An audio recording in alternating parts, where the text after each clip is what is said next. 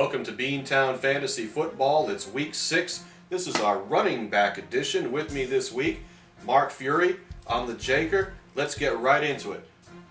Running back. The fans need to know who should be in their lineup in week 6. Who's going to be in your lineup week 6? Well, one guy who's going to definitely be in my lineup in week 6 is Cedric Benson against Houston. The Texans are allowing 140 yards a game on the ground, and they've given up a league-high 9 rushing touchdowns. Benson is just absolutely on fire this year. He's playing like the first-round talent the Bears thought he was when he came out in the draft a couple of years ago. He's averaging 97 yards a game. The whole team looks to be clicking. Definitely start him. Yeah, I mean, if you're in Chicago right now, you're scratching your head going, where was this guy when he played for us? Who else do you like?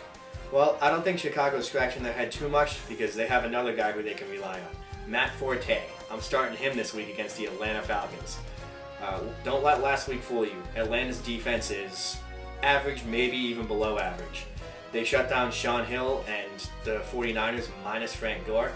This week they're facing Cutler, Forte, and a group of young budding receivers. Forte's going to get a lot of carries in this game because Atlanta can be run on. We saw that in the New England game. We've seen it in a couple other games. This team, they have some holes in their defense, and Forte is a top-notch running back. He also makes a lot of plays in the passing game. He's one of the best receiving backs in the NFL. I look for him to have a huge game this week against the Falcons. All right, I think those are some pretty solid starts. Who are you not going to start? Who should the fans sit? I'm not starting LaDainian Tomlinson this week against the Denver Broncos. The Broncos are 5-0. A lot of people didn't think they'd get 5 wins all year. I certainly didn't.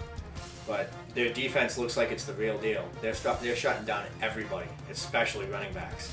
They're only giving up 81 yards a game on the ground.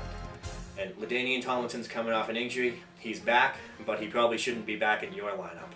I'd sit him.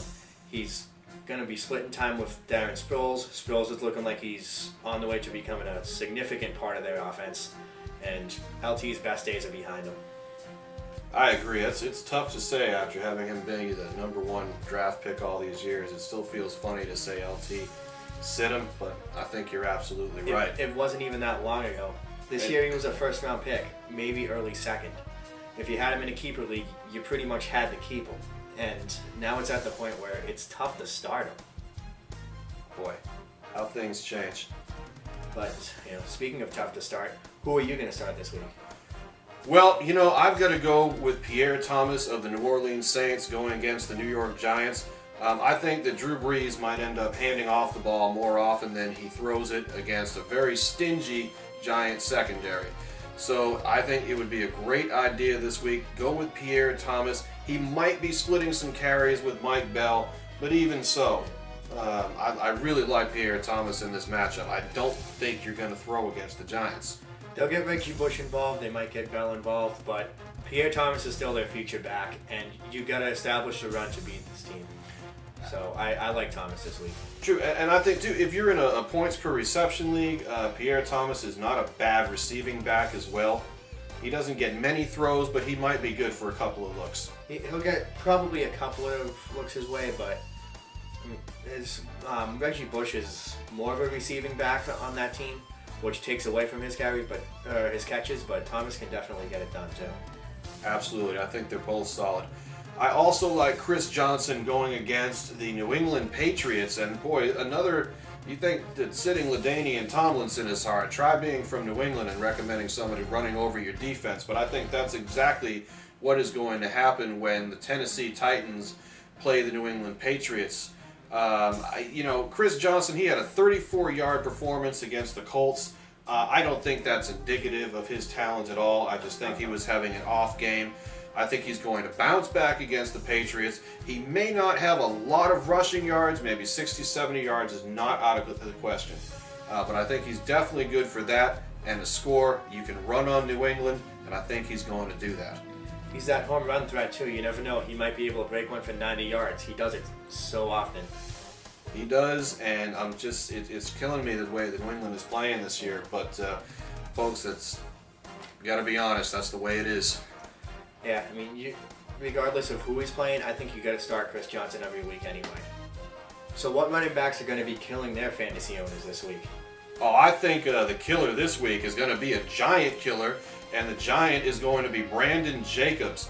I just don't know where he's been the last couple of weeks. He is just out of it.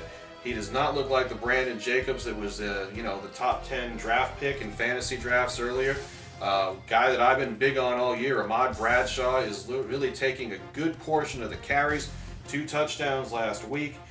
Brandon Jacobs, I do not like this matchup against the New Orleans Saints.